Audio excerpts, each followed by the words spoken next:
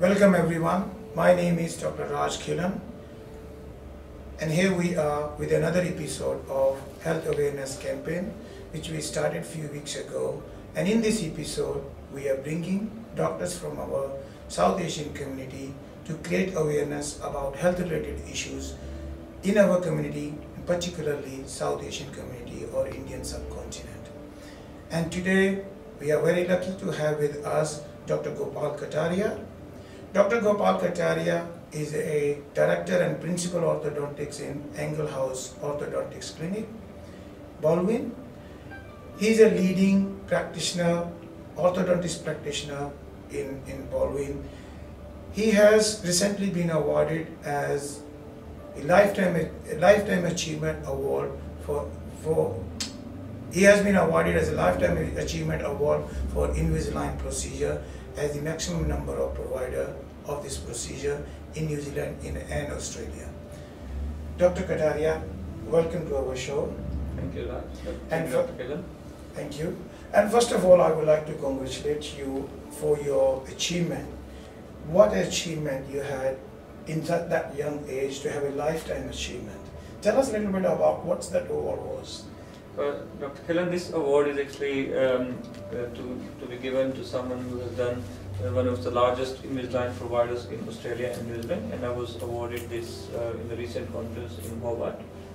Basically, it kind of acknowledges my experience in the Invisalign technology, because that's a very emerging technology and a new way of correcting the crowding of the teeth. Thank you. I must congratulate you in that way. Very much. Okay, Dr. Kataria, tell us a little bit, as a layman, we would like to know about my concept, and I'm sure majority of Indian subcontinent and South Asian community, subcontinent people, they have the dentist is the one specialty and they deal with everything in relations to teeth. So what is orthodontics and what is the role of orthodontics? Can you give us a little bit of an idea about that? Dr. Khilan, orthodontics is a specialty of dentistry which deals with correcting the crowding of the teeth, straightening of the teeth, and also it involves if there is a jaw growth is small or big, we can actually improve that at the right age by different methods. Okay, yeah. So in that case, we can say orthodontics is the branch which can bring smile on many faces. Yes, it mainly deals with improving the smile, and improving the smile actually has got a lot of health benefits and obviously some psychological benefits as well. That's very interesting to know, Dr. Kataria. So tell us a little bit about psychological benefit. As we know, like when the teeth are overlapped or overcrowded, and particularly in the young growing teenage girls, and they take all role model from Hollywood, Bollywood actors, and have those who are having a very good, beautiful smile, and they want to take the same smile. So if they have not having a good smile, and it can have an impact on their, the self-esteem, the confidence. So how this will, your branch, orthodontics, or bringing the right smile will help? Well, that's very true, Dr. Khilan, because I see a lot of young teenage girls and children as well with crowded teeth, or the buck teeth we call them, and they're very conscious of their appearance, and they're very conscious because of the appearance. They're very, their self-confidence is down, and it helps them, it avoids them to performing to the best of their ability. And also sometimes we see, especially in our subcontinent, where the Indian parents are more stressed about now we have to get the girls married and the teeth are not looking good. So obviously it affects both teenagers as well as the parents as well. And so if we use orthodontic treatment by either braces or Invisalign, and we improve the smiles of these children, obviously it helps in their personality, it helps in their overall performance in society, among their peers as well. And also for the parents, it's a much relief. Then yes, they can get better matches if the girls have got, or the boys even have got, good looking smile or teeth. Obviously it acts as one of the factors in getting the good suitable match for them as well. So yes, orthodontics can definitely help to improve the smile and the personality as well. Thank you, Dr. Kataria. I think we always heard that beauty is within, but appearance also does make a difference. How you look like, how beautiful your smile is. So definitely having a healthy, beautiful smile add to your personality, to your confidence and self-esteem, and particularly in a young growing age. Dr. Kataria, so correct me if I'm wrong. So far we came to know that this is dealing with the cosmetic aspect, bringing a smile, making you beautiful, or bringing more healthy smile. So that this deal with, or straightening of the teeth deal, bringing only the healthy smile or cosmetic effect, or this we look beyond the cosmetic part in this area? Dr. Killen, obviously, as you said, in majority of the population, orthodontics is seen as a vanity, or we are just creating a good smile or good appearance. But actually, orthodontics goes beyond that, because it's not just the straight teeth we are getting. We need to look at the reason why we want the straight teeth. Because if you have got straight teeth, it's much easier to clean them. That will definitely target two things. Number one, if your teeth are clean, it means you won't have cavities, which means no toothache, no emergency visits to the dentist for having tooth extraction.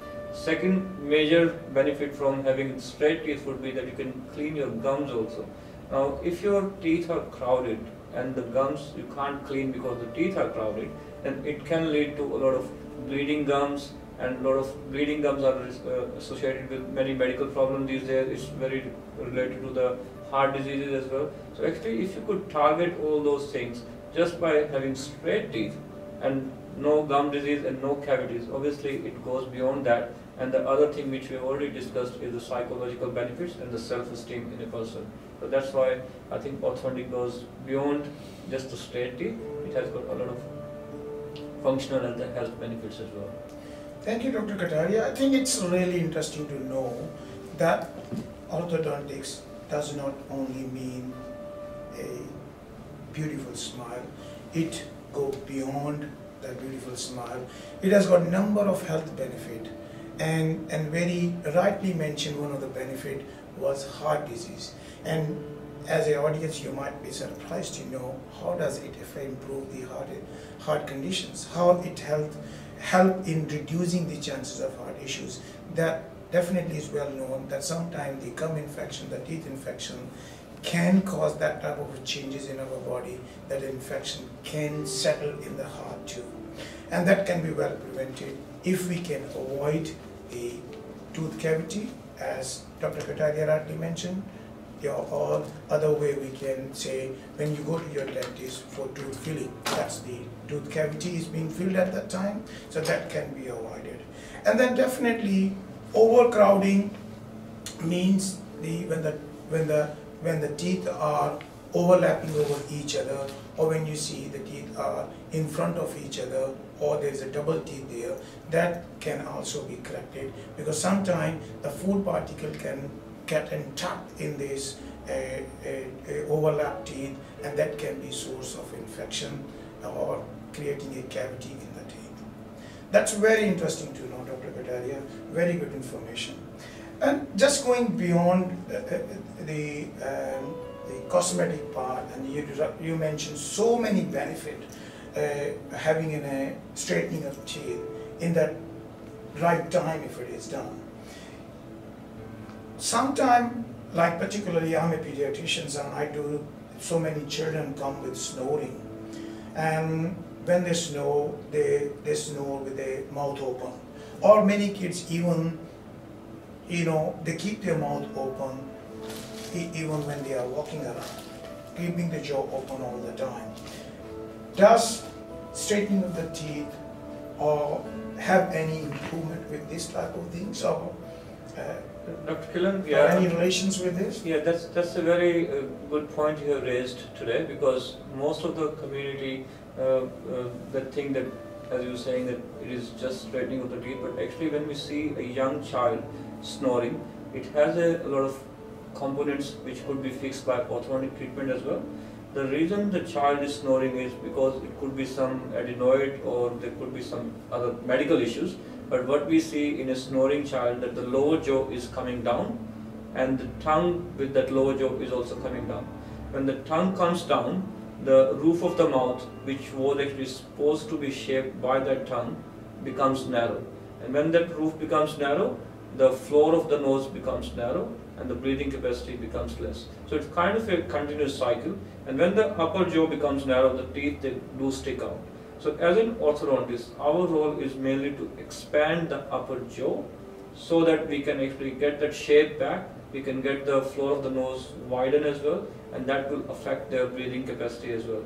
Obviously, we should not be forgetting that there could be some medical reason that also needs to be fixed. So there are various pieces of the same puzzle. So one piece of the puzzle could be corrected by orthodontic treatment by expanding the jaw, and that improves the snoring to a very large extent. Along with, obviously, they have to see the medical doctor to get their adenoids removed if they have got large adenoids. Thank you, Dr. Kataria. Very, very right information. I think Dr. Kataria used the right term, pieces of the puzzle. The puzzle is snoring, and the pieces of the puzzle might be many causes behind that. Snoring, as being a pediatrician, I can say, if it's a persistent, continuous snoring, loud snoring in each and every night, sometimes kids, they snore intermittently or when they have a cold, that's okay. But if they snore continuously, snoring at any age, whether you're 4 years, 3 years, 10 years, 30 years, or 50 or 70-year-old, is not normal. It needs to be taken seriously. Snoring, of course, commonly can happen because of underlying adenoid, but if it persists for a long time, it can have impact on the jaw growth, as Dr. Kataria has mentioned, and then lower jaw capacity is becomes small, the mouth capacity becomes small, and then it becomes a major procedure needs to be done later on, which can be sorted out in early age by simple procedure. So if your child snore, or if as a adult you snore, see your GP. If as a child, see your pediatrician to get the help early, and a pediatrician can guide you to the right pathway, whether you need to see a dentist or you need to see an ENT specialist. That's very true, Dr. Raj. Thank you very much. And I think we will take a short break here. Please don't go anywhere. We will be back soon within a short while. Thank you. Welcome back, and we are watching here Health Awareness Campaign, and we are talking today about orthodontics treatment, particularly to bringing your teeth aligned or straightening your teeth and bringing a beautiful smile on your face. And we are lucky today, we have with us Dr. Gopal Kataria, so we'll continue our discussions again further. So Dr. Gopal Kataria, welcome back after the break. Thanks for And look, we were talking about bringing the smile, and I'm just wondering, in that way, what would be the right age the patient should contact you or parents should contact you? Is it a teenage, 5 years, 7 years of age, or 30 years, 40 years? Is it too late? What would be the right age or right time for people should contact a orthodontics to align the teeth? I think that's the best question, I will say, Dr. Raj, because we as orthodontists really want this awareness in the public that what's the right age to see an orthodontist. So technically speaking, most of the world orthodontic societies, they would like the children to be screened at the age of 7.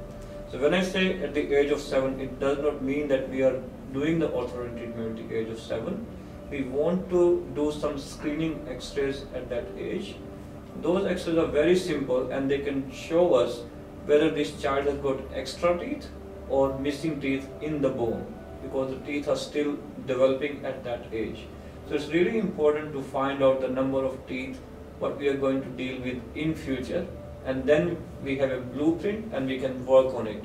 So if a child, for example, has got extra teeth and we find it in the x-ray, rather than waiting for those teeth to come out in the mouth, we would plan them to be removed sooner, because those teeth are going to cause more problem like cysts or tumor sometimes.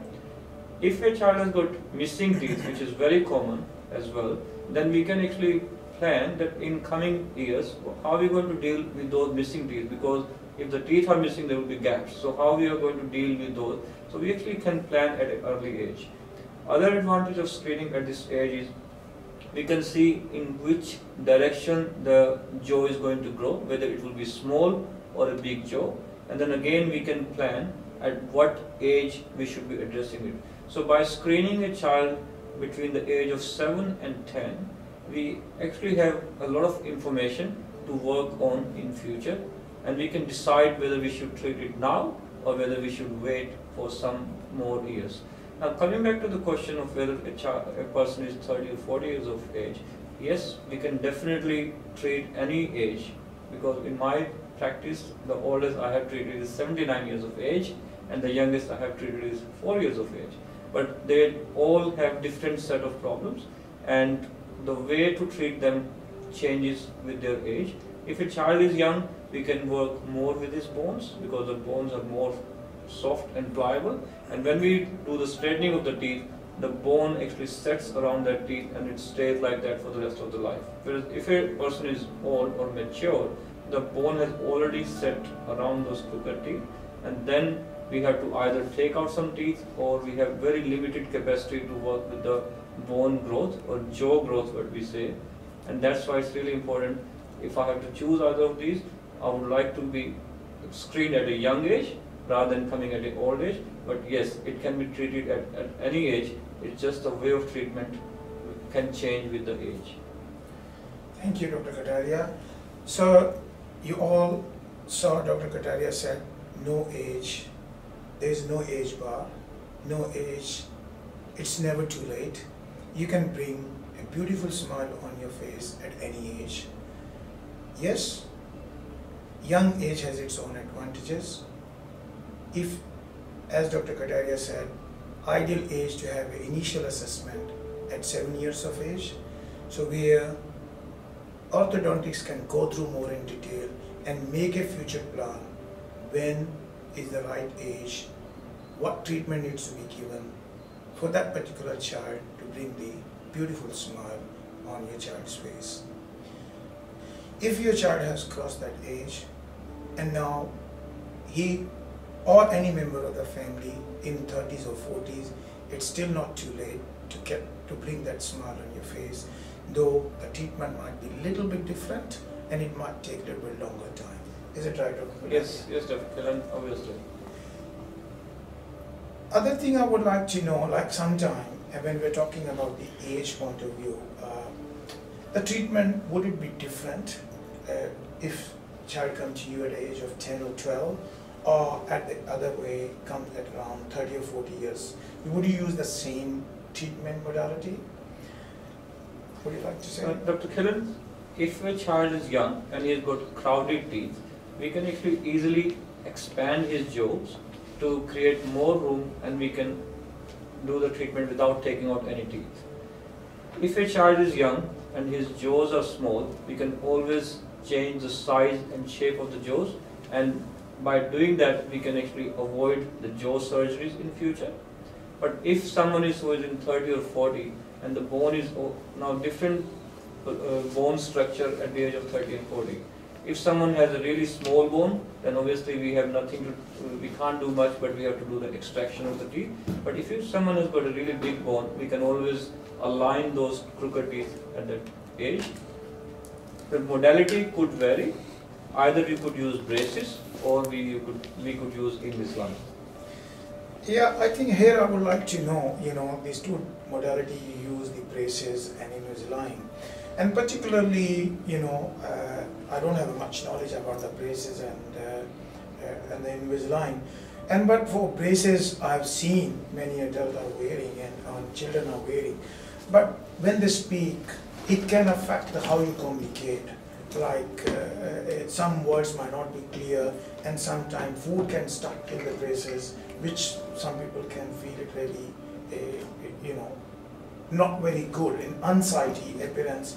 And they also feel a little bit conscious that the braces are being in front of the teeth all the time.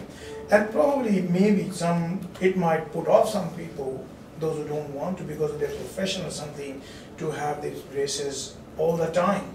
And so do we have anything different way where these braces are not put on the teeth and still they can have a beautiful smile? Yes, Dr. Killen, because I agree with you, the braces, they come with their own challenge of number one, their appearance, number two, when they're eating food and some of the food gets stuck, and for adults it could be socially very embarrassing. And you're very right, there are lots of adults who have this wish to have straight teeth, but the idea of the braces, it just puts them off. So for those people who are really wanting to have straight teeth but they do not want braces, Invisalign is a new, I would say relatively new technology, which consists of very thin, kind of invisible, very light mouth guard sort of thing, which sits on the teeth, so people actually can't see it. That's why it's called Invisalign, because it's kind of invisible. And the other advantage of that is speech is very clear. You don't have to deal with the braces. Sometimes they cause ulceration and pain as well, so that doesn't cause that. And also because you can take it out, so technically you can eat whatever you want. Whereas with braces, you have to be very careful with what you're eating, because the braces can break if you eat anything hard or if you eat anything which is going to be stuck between your teeth. Whereas with Invisalign, you just take it out and eat whatever you like, and then you can brush your teeth very nicely, because it's much easier to clean your teeth in their natural form rather than having the braces on them. And also it enhances your social appearance and your self-confidence, that your teeth are becoming straighter without people noticing it, and you don't have to be feeling very embarrassed that I'm doing something obvious on my teeth. So Invisalign could be used in those people, and these days the young children are also becoming very aware of that modality as well. And as I mentioned, my youngest patient at this age is 8 years of age, who is doing really well with Invisalign, and my oldest patient with Invisalign is 76 years of age. So this modality is becoming really popular because of its so many advantages over braces. Given a choice, I wouldn't put braces on my child these days, because I can see there are lots of advantages of Invisalign which I find are really the way to go these days. Thank you, Dr. Kataria. This is really an eye-opening thing, that you don't need to have braces all the time on your child's teeth, or even as an adult. There are alternatives, and Invisalign, as we heard, is one of the techniques. And Dr. Kataria, as I mentioned in the beginning, he got a lifetime achievement award in this technique, and he is one of the gurus of Invisalign. Dr. Kataria, thank you for giving such a fantastic information. Can you give us a little bit more insight, detail, what that Invisalign is? How does it work? This technique is, just in short, if you tell us a little bit of an idea. Okay. So Invisalign consists of very thin removable plates. They are called aligners because they are aligning your teeth, and each aligner you have to kind of wear for 2 weeks. Let's say the first aligner is like this, second will be like this, third. So there's a very subtle change in each plate. Each plate is like a mouth guard, but a very thin version of mouth guard that you can't see. So a series of these plates are to be worn over a period of time, and then it moves your teeth very slowly, rather than with braces it moves sometimes faster, and you have more pain with braces, where with Invisalign, because the teeth are moving very slowly, so you don't feel too much pain as compared to braces. And also because your teeth are moving slowly, it's very gentle on your gums as well. So there are lots of adults who got gum problems.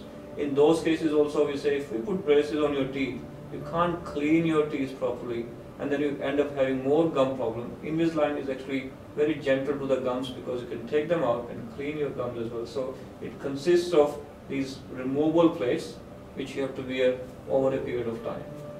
And on the top of that, it's Invisalign, it is not visible from outside. Yes, unless somebody really stares at your teeth. Yes, I mean unless until very, very close, but otherwise from a distance, as the braces are visible, it's not visible. It's not visible at all. Fantastic. I have got actually, to be very honest, I've got few celebrities who have done this and they were performing on the stage and they chose this modality because nobody could point out that they were doing something to their Performing on the stage with the Invisalign aligners on, yeah, because they can sing, they can do whatever they like. Fantastic, fantastic. So definitely the era of braces has gone, in fact, we can say. The day is not far. Yeah, fantastic. Look, Dr. Kataria, can you tell us a little bit about, I'm a pediatrician again, and my skills always, enter in there. And very common other problem we see in our practice is thumb sucking. And can you just give us an idea, like, is thumb sucking normal? Like some people take it as thumb sucking as the dummy sucking. What is the age they need to stop? Or if not stop, what could be a long-term effect on the teeth or on the jaw or on the whole of the mouth cavity if child continue to thumb suck at 4 years, 5 years, 6 years of age? And sometimes it become a habit. Yeah. What would you like to say? So, Dr. Kiran, again, that's a really good question because we see these children all the time, and as you said, sometimes it starts as a dummy sucking and then it's replaced by the thumb sucking. The children do thumb sucking because of various reasons. As a pediatrician, you might be aware that sometimes, or I should say most of the time, there are some subconscious effects going on as well, and that goes into translation into the thumb sucking habit. If the thumb sucking habit continues beyond the age of 4, as an orthodontist must be consulted, because beyond the age of 4, now your adult teeth have already started to form inside the bone. By that age, children have baby teeth, so it's not really, doesn't affect much, but beyond the age of 4, when the adult teeth start to form, then what happens is it's starting to change the shape of the jaws, and it also starts to push the upper teeth forward, and it also makes your upper jaw narrow because you're putting too much pressure on the thumb. So as a result, a thumb sucker would typically have a very narrow upper jaw and teeth sticking out forward, and sometimes the lip will go behind the teeth, and that's called the buck teeth as well. And it will again lead to more mouth breathing habit because the children can't close their teeth together, so they will breathe through the nose or breathe through the mouth, and it leads to more mouth breathing habit and snorers. So typically they're called adenoid faces as well when it starts from the thumb sucking. So the thumb sucking should be addressed beyond the age of 4. When it continues, obviously some children, they are now becoming more aware, but they can't stop it, and that's where they need some professional help, either from the orthodontist, and sometimes we ask them to seek the counseling from the pediatrician as well, because they can address some underlying subconscious issues that might be going on as well. So what advice would you like to give for, and what can be done if a child who continues to thumb suck at 4 years of age or 5 years of age, and as a orthodontist, what advice you can give it to parent and what they should do, and or when they should consult you at 4 years of age, and what would generally would you like to do in that sort of a case? It's just a bit of a rough idea for all of us, please. Look, the short answer for this is putting a plate in a child's mouth, which actually restricts the putting of the thumb in the mouth. But what I find that applies as a kind of the child could take it as a punishment, that I'm doing something wrong and that's why my parents are doing something for me to stop me doing that. So over a period of time, I actually have devised this strategy of counseling with the child. We ask them, we generally discuss with them what could be the repercussions or long-term repercussion of this thumb sucking, that if the teeth are coming out, then eventually they will need a complex orthodontic treatment, and we show them some visuals that could be the effect of the thumb sucking habit, and we ask the parents to maintain a diary of how often they are doing it. And very interestingly, when we ask them to make a diary, the child has to make a diary, and most of the children actually they want to stop it. When they make a diary, majority of the time they become aware of that habit what they are doing, and then it reduces it. And when they can't do it, then they know that they have tried their best, and that's why they're seeking the help from the orthodontist, and we can put a plate there which stops the thumb sucking straight away. But we want to give the child first chance to stop it by itself, rather than taking it as a punishment from the orthodontist that he has put something in my mouth, because that can actually put them off from the dentist or the orthodontist for the rest of the life, because that person did something in my mouth. So we normally want to address the child and take the confidence in the child, and that's how we sometimes address the thumb sucking habit. That's very interesting. And sometimes, as a pediatrician, I see particularly children from Indian subcontinent and South Asian community, and they use some other sort of a punishment of the child, like you said, putting a plate could be punishment, maybe dipping the thumb in a chili, or wrapping the thumb with certain clothes, with certain things. What do you want to say for these parents? Is it a right way to do? They are doing this punishment? Does it effective, or it brings a lot of negative impact on a child? Yeah, personally I think it's quite traumatic for a child to do all these methods which we have been talking, especially chilies, and I've seen some people will put a soap on the thumb as well so the child doesn't do it. But I think rather than just treating the thumb sucking habit, I would like to go behind it, that why the child may be doing it. Because nobody is just born with like this, there has to be some reason, and we explore it further, and we find it most of the time. Sometimes it's the oldest child in the house which feels neglected when a young sibling is born, or sometimes when the child is not performing well in the school, then it starts as well. Or sometimes it could be just a fear of something and the child is not able to express, and then he goes into thumb sucking habit. And very interestingly, some children, they will have a secondary habit with thumb sucking. For example, the girls will be twirling their hair. So sometimes if you even just snip that knot of the hair without letting the child know, you will find that this could be curved as well. But I think most importantly, we need to go behind it rather than making the child feel that it's a punishment for you if you don't stop it, because then it becomes an attention-seeking thing for the child as well, and actually you are now making it more prominent in that child. So I think rather than making it really big thing for a child, try to go behind it and why this child may be doing the thumb sucking habit. So I'm more on that. Thank you, Dr. Kataria.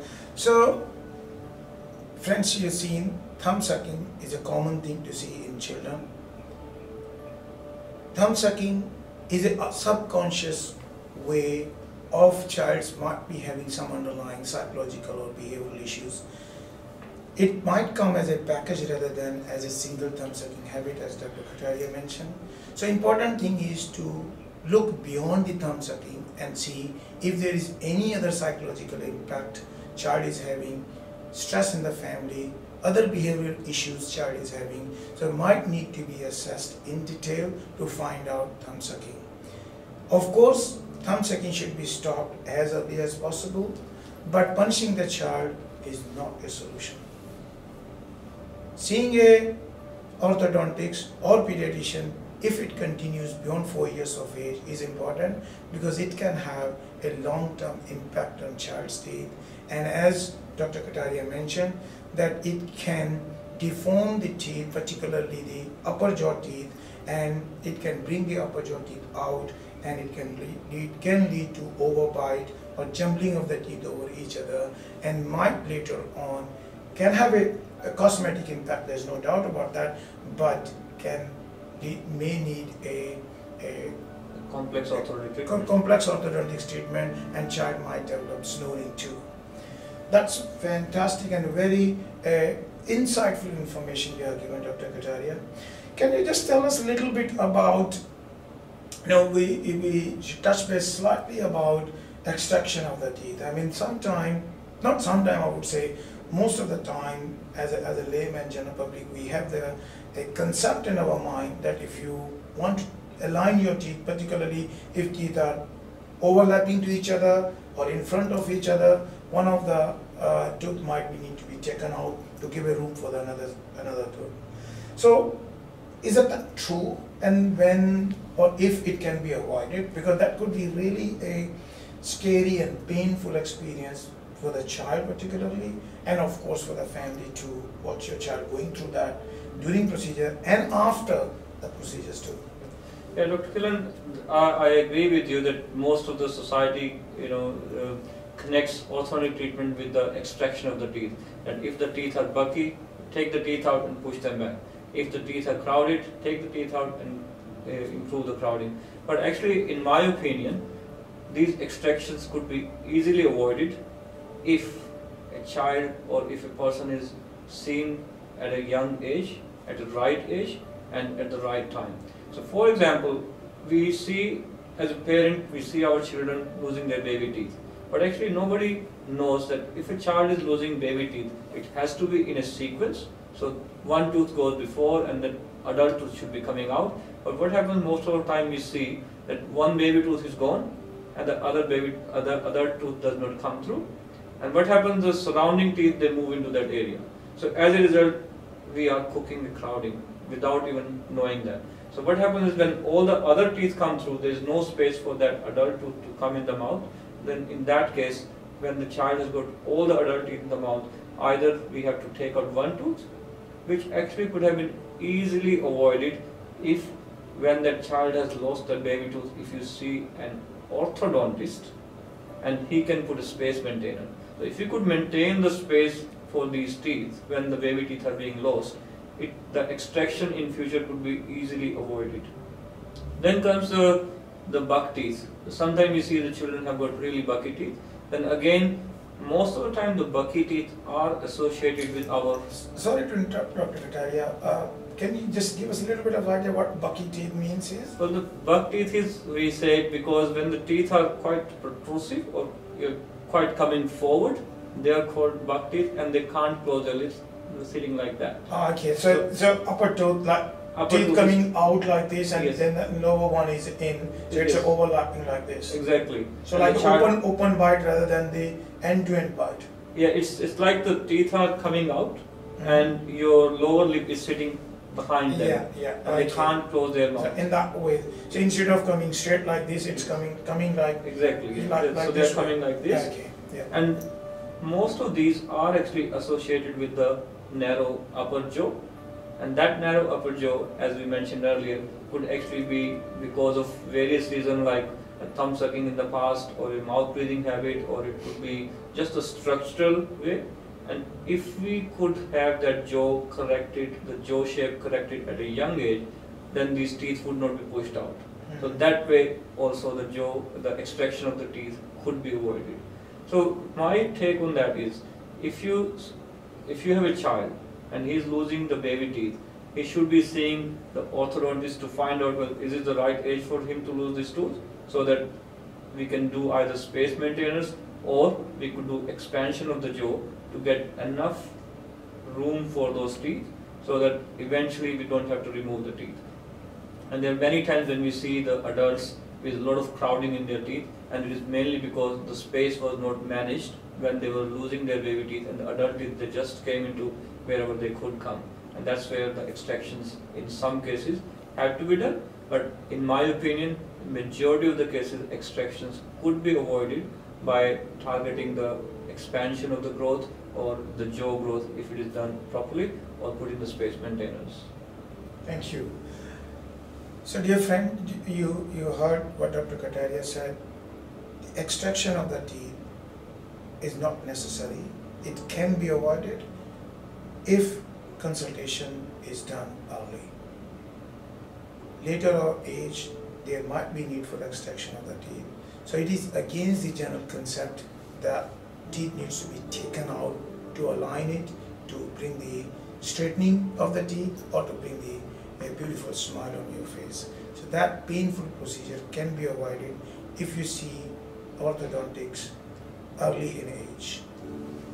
Dr. Kataria, as we are running out of time now, so I would like to ask you the last question about we talk about the upper teeth and the buckling of the teeth as the term you use, and particularly thumb sucking, the bringing the teeth up.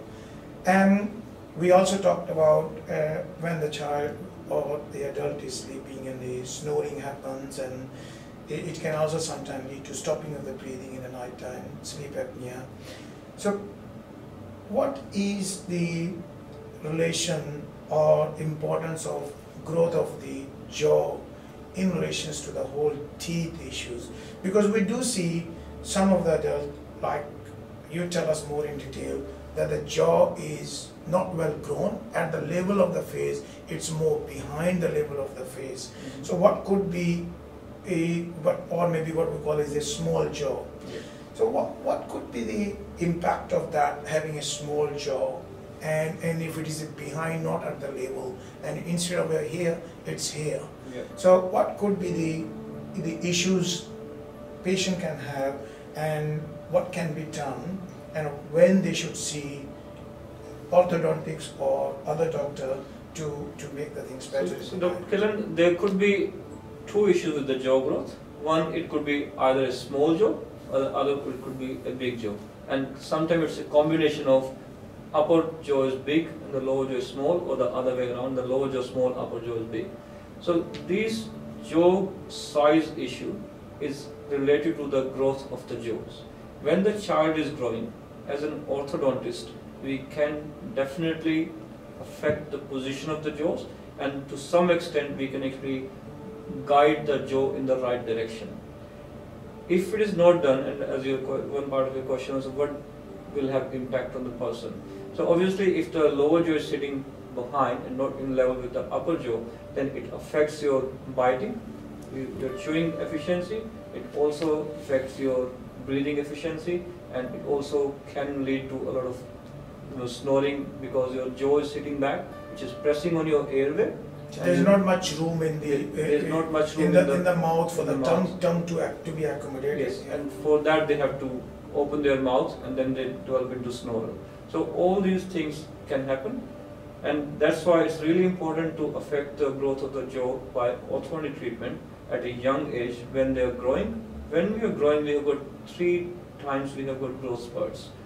If the orthodontist is seeing a child around the growth spurt, it's much easy to have that growth spurt to work in their benefit, because once we have that growth happening, we can improve the position of the jaw, and once the jaw comes in a good position, it then continues to grow in a better position throughout the life. Whereas if you have missed that growth spurt and now you are adult, then only option is the jaw surgery, which could be quite painful, quite expensive, and it has its own side effects as well. So jaw surgeries in adult to affect this, to treat the snoring are very common, and sometimes they are necessary. But my take on that is, well, if I have seen that child when he was if I have seen that adult as a child, that person would not need jaw surgery in today's date. So that's why it's really important to improve the jaw growth, and in orthodontics we got lots of plates which can be used to bring the lower jaw forward, or sometimes the upper jaw could be stopped to grow further, and the lower jaw could be actually brought back as well. So we can use those modalities, but the time has to be right. And again, my message is, the earlier you see the orthodontist, the better it is, because you can get the good results at the right age, and not only the good results, they will remain stable for the rest of your life. Whereas in the old age, we have to do most of the time either jaw surgeries, or sometimes we have to still do extractions, which is very unfortunate in my opinion. Thank you, Dr. Vitaria. So, jaw operations, jaw surgery can be avoided if, again, the message is that consultation with orthodontics done early age. When it comes to the early age means in a childhood, because the growth of the jaw is very slow and it is not easily detected by the family member. So better to have a consultation early so that the major surgery can be avoided later. But again, I would say the message is, it's never too late. Even if you think it's been missed in early stage, still a lot of things can be done. See your doctor, see your orthodontics early. And with the same message, we will, as we are running out of the time, we'll end our program over here.